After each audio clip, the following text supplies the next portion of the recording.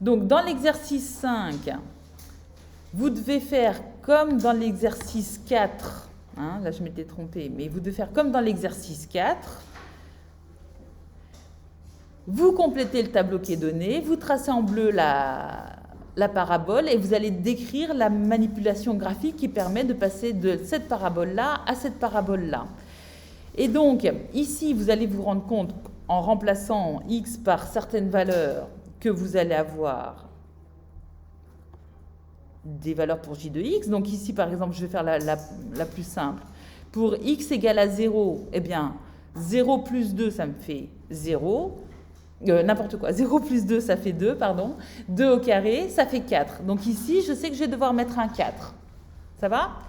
Ensuite, quand x est égal à 1, je vais avoir 1 plus 2, ça fait 3. 3 au carré, ça fait 9. Donc ici, je sais que je vais avoir 9. Quand j'ai mon x égale à 0 et j de 0 qui est égal à 4, ça veut dire que à cet endroit-là, je peux placer le point de coordonnées,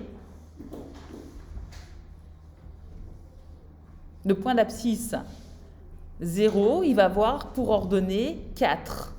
Donc ici, je vais placer un point.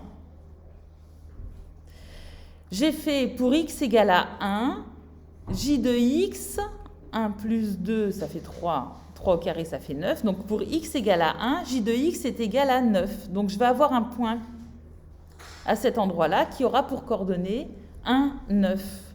D'accord? Et avec ce que je vous ai expliqué tout à l'heure, vous allez pouvoir placer comme ça différents points. Et ici,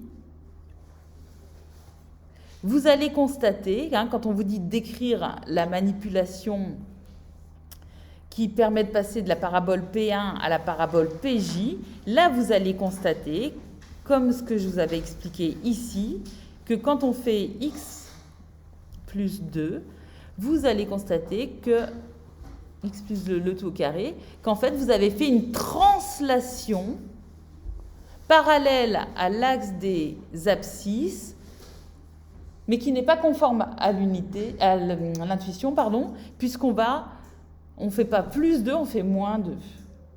Donc à chaque fois, vous devrez vous dire, quand on modifie quelque chose qui est à l'intérieur, ici des parenthèses, on aura une manipulation qui n'est pas conforme à l'intuition.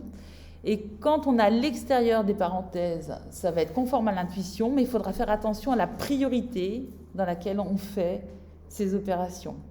Ça va? Et progressivement, donc on apprendra justement, donc là, je peux m'arrêter ici pour cet exercice.